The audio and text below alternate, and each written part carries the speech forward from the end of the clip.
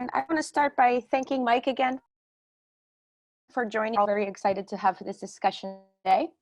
And I think that while the conversations that we've been having, of course, have been revolving mostly around the question of COVID-19, we wanted to bring up a question that we think is really important, which is the environment.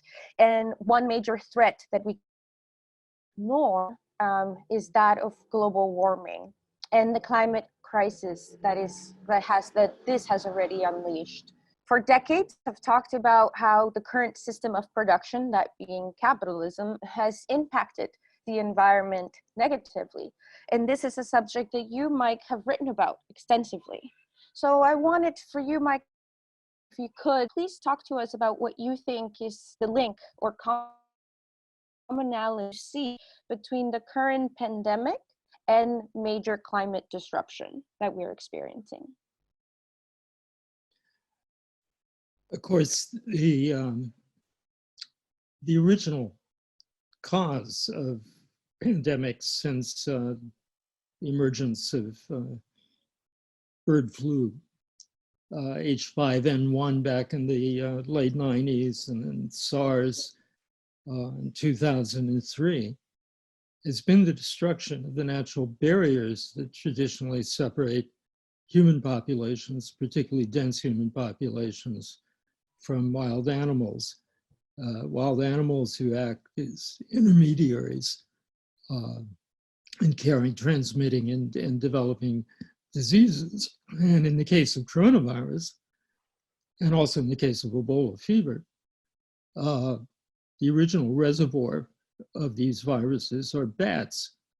Now, a quarter of all mammals on Earth fly.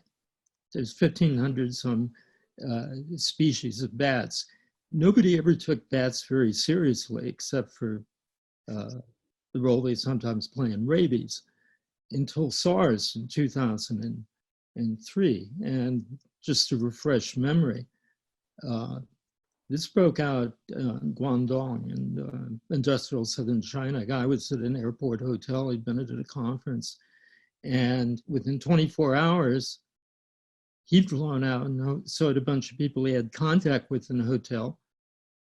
And within 24 hours, 6 countries had outbreaks of SARS. Kills about 10–12% of the people who get it. But it did have an Achilles heel, which is that you only transmitted SARS virus when you were already symptomatic. When you were, the symptoms are the same as COVID-19. Horrible hacking, dry cough, chest problems, fever.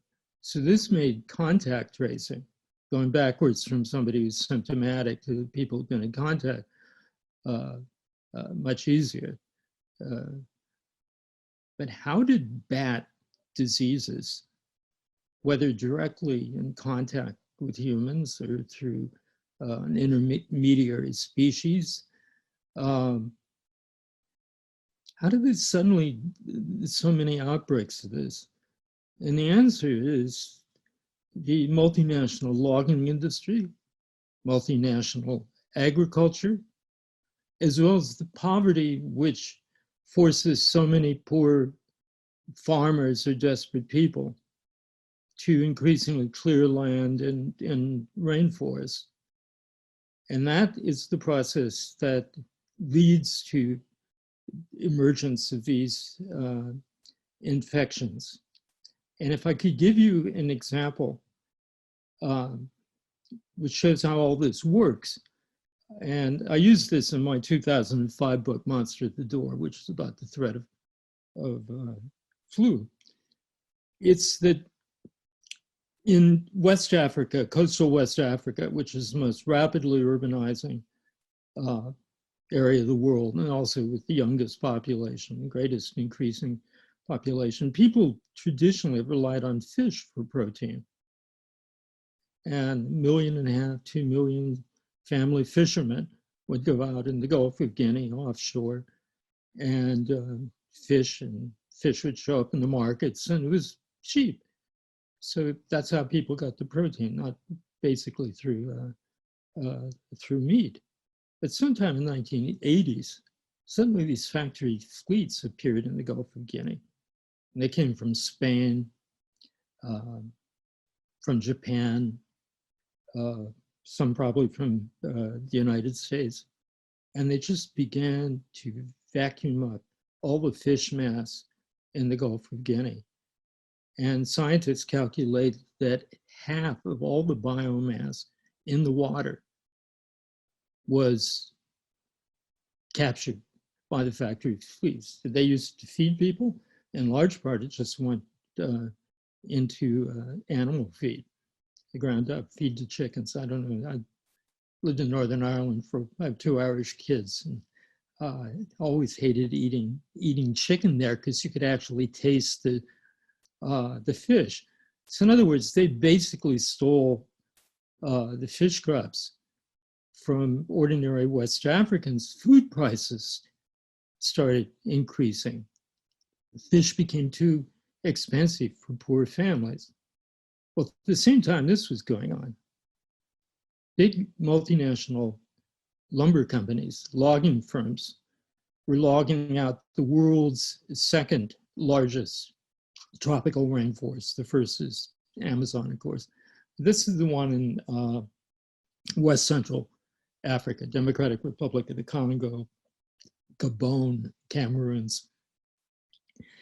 And their crews work extraordinarily hard. They need lots of protein. And getting meat or fish for them got more expensive. And these are, ruthless bottom line companies. So they decided it was smarter to hire hunters and just go out and kill anything that moved and bring it home and put it on the table for these hardworking loggers. It was later estimated that some 70 mammal and reptile species ended up on the table. Well, meanwhile, in places like Lagos, Nigeria, and so on, which is a city of 21 million people, some enterprising people in the markets started buying bush meat, as it's called, wild meat, and selling it in the absence of affordable fish. And this became a soaring market. And so a whole industry in itself of hunting anything that moves developed. That was the transmission belt for HIV, was the transmission belt for Ebola. Stories are a little bit different, but more or less the same. Emergent diseases in southern China and Southeast Asia. And one of the things that Trump did in his war against public health that's gone on for 3 years before the pandemic is last fall, he defunded the early warning system that the United States had set up in Southeast Asia and South China in collaboration with this world-class team of people researching bats at the University of Wuhan. And they discovered in about 100 species of bats, all they were able to immediately study, there were like 250 coronaviruses capable of transmission to wild species and potentially to humans. The actual number must be much, much larger because there are 1,500 species of bats. The size of these viral reservoirs in the wild are enormous, and they're being unleashed by the piratical methods of factory fishing and multinational logging.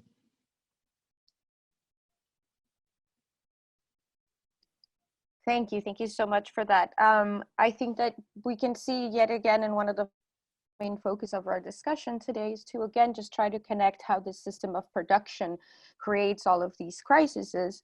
But as you brought up, Mike, it's something that's very important to remember, that this is not necessarily breaking the news to you, essential, but to a lot of people.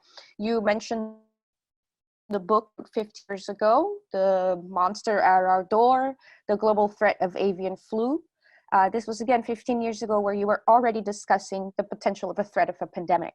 And since then, many scientists have also been warning about this potential. This is not a surprise, or it shouldn't have come as a surprise to our responsible for the functioning of the society.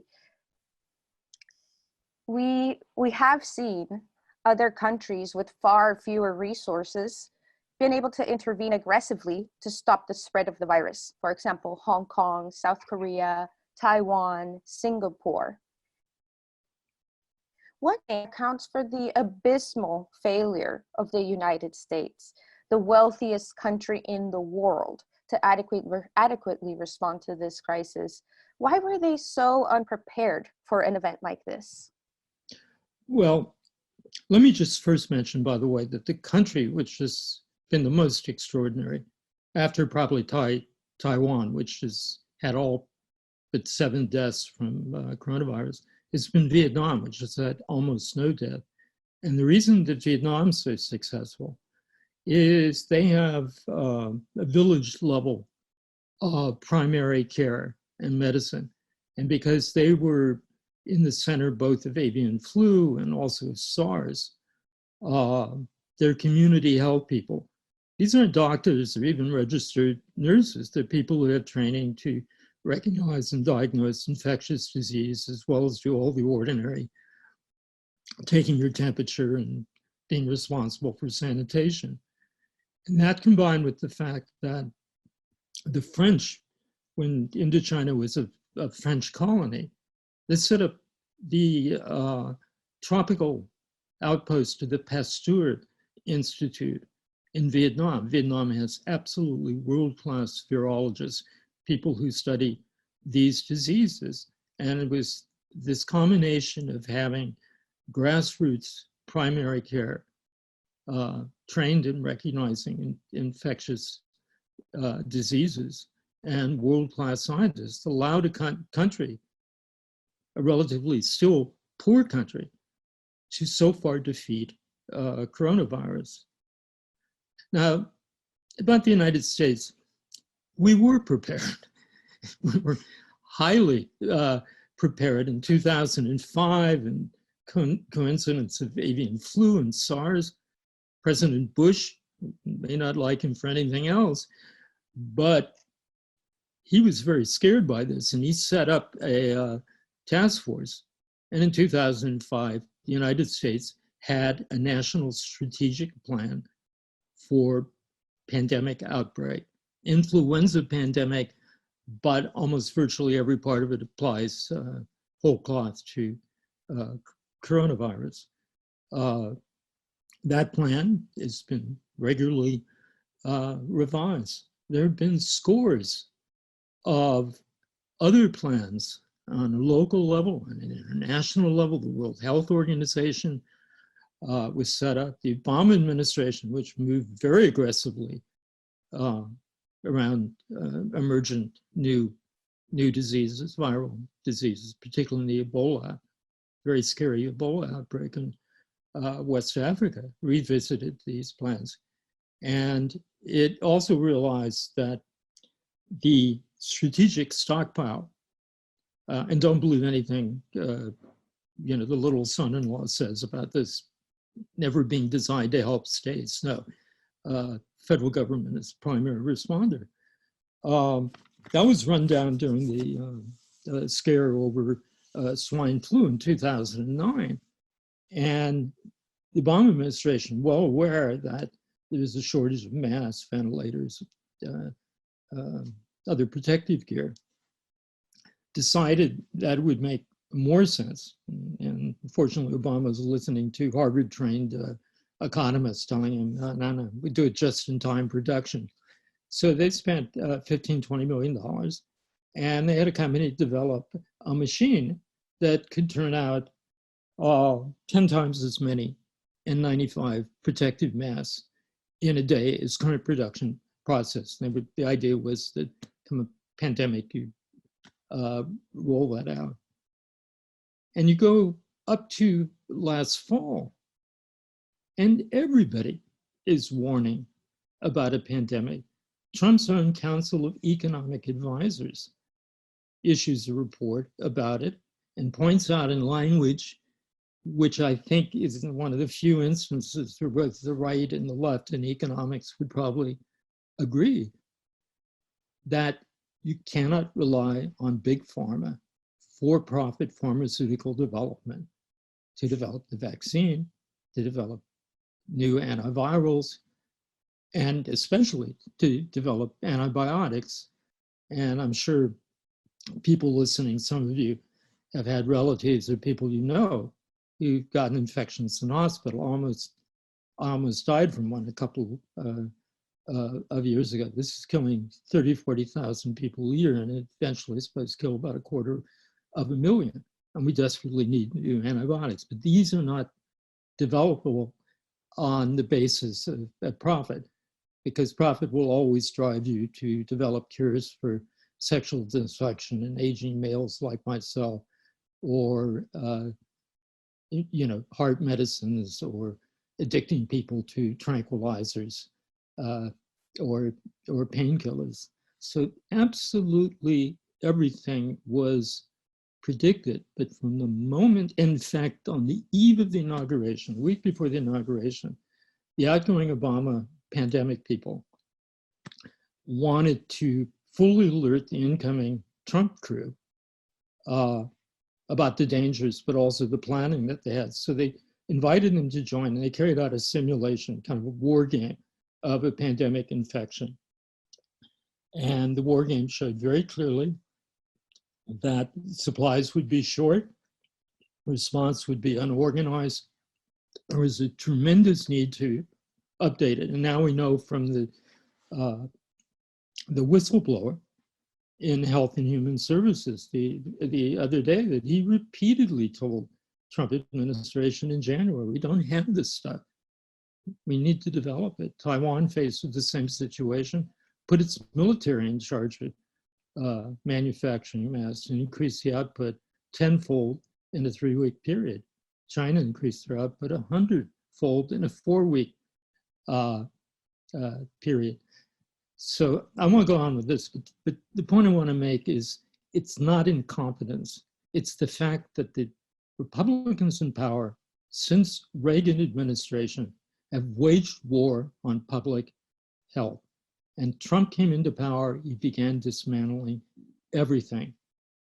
And this was not incompetence. This was part of a programmatic part of Republican strategy for privatizing everything under the sun and treating scientists basically as, is fools. It left science crying in a wilderness. And unfortunately, we're not listening to those voices today, because in terms of the scientific research, there's never been such a large-scale free exchange of information, copyrights, patents, everything has been put inside. The research community internationally is collaborating in a fantastic way on this, but their voices just aren't heard in this administration. Thanks, Mike. And I have to completely agree with you. I don't think that the problem that we're facing here is one of their lack of competence. They're very competent at what they do, which is focusing on profits and not the health and lives of millions of people. So yes, I appreciate you expanding on that. And I want us to think a little bit too about what it would be like if we had a society that wasn't run by these people, and the voices of those who have the answers of how to make our world a better, healthier place would be heard. So on that note, I want us to talk about the social movements that we have seen around the world. Before this pandemic, we saw movements start in Chile, Lebanon, Sudan, Hong Kong. We saw people take to the streets to fight back austerity and attacks from the capitalist system. Now, this pandemic might have interrupted these movements, but as we are seeing, they have not ended. Even now, during the pandemic, we see the response to the crisis that the system has created hasn't actually stopped. And in a recent interview, Mike, you said that one of the most important things to come out of this pandemic has been the reemergence of a working class bloc as a historical agent. I wanted you to talk a little bit more about what you meant by that, if you can. Sure. There are 17 million healthcare workers in the United States. There are 15 million industrial and manufacturing workers. Healthcare workers are an immense source of energy and power in the labor movement. It's just beginning to be tapped. But the problem has been that as low-wage warehouse workers, food distribution workers, and all frontline healthcare workers, from doctors down to $10 an hour nursing home employees, have protested in different ways and made this an extraordinary mayday by the number of improvised strikes and actions, reminding us that you can protest while social distancing and being careful about yourself and other people. In fact, you watch the news, you may have seen this in Hong Kong. The democracy movement has been out there fighting because the government's used the pandemic as an excuse to conduct raids and arrest members of the democracy movement. Well, they're all out there and they're wearing their surgical gloves and got their N95s on, but they haven't stopped protesting. The problem is that the response of the Democrats, and I have to let you know, I'm 100% Sanderista in this house. I have to be because my kids and wife aren't. If I was anything else, I'd be kicked out in the streets. But the response has been totally electoral. The Republicans have never acted like that, at least since the days of Clinton in the 1990s. They've always created demonstrations and dramatic protests to back up their causes. They act like we did back in the people of my age back in the 1960s. And they always pretend, of course, that these are populist grassroots movement. They're anything but. The current anti-quarantine movement is organized by Freedom Works, which was the chief Republican group involved in the Tea Party. It's funded by billionaires. And they deliberately invite people, by the way, with guns, because that always gets a news crew's attention. So they totally dominated the move. Our failure, our broad failure, was not to immediately come to the side of healthcare workers during the first protest, or the Amazon warehouse people. I argued back in early March, and some people thought I was crazy for proposing this because it seemed to them to be too unsafe, but that we should never surrender the street under any circumstances. The only exception possibly being a place like Manhattan, which is so dense that maybe you shouldn't go outside. Hong Kong is just as dense, and the democracy movement's doing a good job there. And Bernie Sanders, but also Elizabeth Warren, have come up with great demands, but this hasn't responded to the immediate needs of people at all. If I could give you one example of what we should be addressing right now. I don't know if any of you have ever seen this old movie, Sophie's Choice, with Meryl Streep. She's a mother with two little kids, and she arrives at Auschwitz, and the sadistic Nazi doctor says, she begs him not to kill her kids, kill me, not my kids. He says, I'll let one of your children live, but you have to decide right now which one that is. Now, millions, tens of millions of Americans have either already had to make or will soon make their own version of Sophie's Choice. I used to be a trucker. So let's imagine Laramie, Wyoming, which had no closures, Republican state. You're in Laramie, Wyoming, truck stops of America, huge complex, 800 rigs can park all night. You're a 28-year-old waitress coming back to work, and your boss tells you, hey, no mask or something, or truckers want to see your beautiful face, dear, so you can't wear a mask. But you're a single mother, you got a 12-year-old at home, and your mother, who has severe emphysema and has to get a draft of oxygen every now and then, takes care of her when you're working nights. That's Sophie's choice. You're forced to choose between making your payment and mortgage payment and the health of your mom. The Washington Post today printed a story that of people who've been at work and people who go back to work, 1/3 of all those workers either have a pre-existing condition, and by the way, there are almost 11 million people over the age of 65 in the workforce, or they have someone in their family who has. And if you're a multi-generational family, since most elderly people live in multi-generational households, you've already had to make this choice. You will make it. Trump refused to use the Defense Production Act authority to compel the manufacture of personal protective gear, and thereby doom thousands of people, healthcare workers and so on, have died for the lack of it. But he's been zealous in using the law to compel packing house workers to go back to work, despite the fact that we know some of the packing houses have had 70, 80% infection rates. Half a dozen people die here, 4 or 5 there, 10 elsewhere. People are being ordered to risk their lives, or what is more difficult, I think, for many people, to risk the lives of their family members. And nobody's responding to that.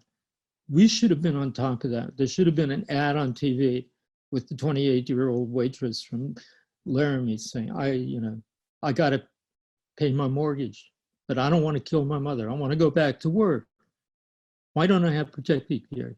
What's going on at the White House? Why haven't you guys done this? And we should be demanding that every workplace, there be a safety committee. This should be a condition for going back to work or even continue to work, with the majority of workers on the safety committee that determines what's safe and not safe. And we should have been doing this as a single focused, loud movement out on the streets. But Joe Biden spent some of his campaign funds to put the waitress on, television. And also, I mean, people are totally understand this. A poll a week ago showed that 79% of unemployed people thought there needed to be more mitigation. They were afraid of going back to work. They're not enthusiasts out there with their Confederate flags and their automatic rifles and stuff besieging the State House. They're scared, and they're scared for their families. So here's where we need a movement. Yes, good legislation, all that. Yes, although my kids will scalp me for it. Vote for Joe in November. That's what it takes. But we've abandoned the traditional forms of struggle. And above all, from the very beginning, we should have been out there supporting the nurses and all the other healthcare and essential workers. Thank you, Mike. And I appreciate the comment of the idea of being this world leaving us only Sophie's choices. And I think everybody understands that. Even the pandemic, what it has done is had just pushed us to the corner. We cannot deny ourselves that capitalism forces us into making these impossible choices. And now it's basically risking our lives or the lives of our loved ones. But truthfully, I believe that a lot of people's mindsets have changed throughout this time. And I'm curious, I know that since this COVID-19 pandemic started, you have been giving many interviews, and I imagine you're connected to many people around the country and around the world. Have you sensed a shift in consciousness in the people that you're in contact with? How has this pandemic impacted the way people view the world and also how they view the capitalist system? Well, I mean, working class people went to bed one night in March and they woke up the next morning, looked out the door, and it's 1933 again. Future is evaporated. There's mass immiseration. More than 20 million people, because of unemployment, have lost their workplace-based life insurance. Small businesses are being driven into extinction to the benefit of Jeff Bezos and Amazon.com. I have 16-year-old kids. Ask them what their future looks like. I talked to my postal carrier. He doesn't know what's going to happen. He knows that his job's under threat and that FedEx and UPS will scoop on the remains of what's going on. There's massive insecurity, and it's developed, of course, almost instantly, far, far more rapidly than happened in the early part of the Depression. And we know it's going to get worse, and we know that a series of crises are snowballing and will become inseparable from one another. The Trump administration has, of course, used this to roll back and suspend regulations in terms of land use and national park, giving away drilling rights, the strategic oil preserve that's so important to America's future. It's starting a dangerous Cold War with China. I mean, just look back to early March. It was a lifetime ago. And it's not that we're experiencing one pandemic that will eventually get control over and life will go back to normal. It'll never be normal again. And we live in an age of pandemics. There'll be more pandemics. The United Nations Food Project, and it's the AFAO, which is the Food and Agricultural Organization, warned last fall that 2020 would be the most dangerous year for famine since the end of the Second World War. Over 200 million people by the end of the fall will be starving. And they've been screaming about this, but got absolutely nobody's attention and now are forgotten about because of the pandemic. And I think that while in some European countries, in India, where this is pandemic's being used by Hindu extreme nationalists to persecute Muslims and make them the scapegoats, the pandemic immediate results may be to put wind in the sails of racist, ethnic chauvinists, far-right, neo-Nazi movements. But in the United States, we have, because of the preliminary work that's gone on, in the Sanders campaign and in the union campaigns of the last 5 or 6 years, we have an opportunity to see the emergence of a national fighting movement of working people with unprecedented scale and of great depth. But it can't be based on simply negotiating with the Biden, Pelosi Democrats. I mean, again, I support Bernie, but I only see the campaign. Where's the movement? I think tens of thousands of activists who invested their all in the Sanders campaign are wondering, what are we doing now? Why aren't we fighting as well as making proposals? I was hoping that Sanders and Warren forces would unite and force a big battle on the platform committee of the convention. But in fact, that's been abandoned in order to negotiate with the Biden forces to get a slightly better version of Biden's Obamacare. I mean, the streets are screaming right now at us. We need Medicare for all immediately. We need a public system to take care of convalescent and sick elderly people. The nursing homes are mortuaries run by a bunch of crooks who should be indicted for manslaughter. We need to deal with what people are feeling this instant and the choices, the impossible choices they're being forced to make. And that's both a matter of solidarity with unions and insurgent people everywhere. It's also a matter of continuing and escalating the fight for the Sanders platform, but it also raises anti-capitalist demands, which are now urgent and necessary and make total sense to most people. So when Elizabeth Warren says we should have public production of prescription medicines and take big pharma out of the picture, regardless of some of us may not particularly like her, have problems because of the primaries, that's a radical demand. We should, we should support that. We should support this public system in place of nursing homes. But anything less than the universal sick leave and universal health care, it's just betraying people because they need that like they need oxygen to breathe right now. We have to be the representatives of their dilemmas, their crisis, their demands.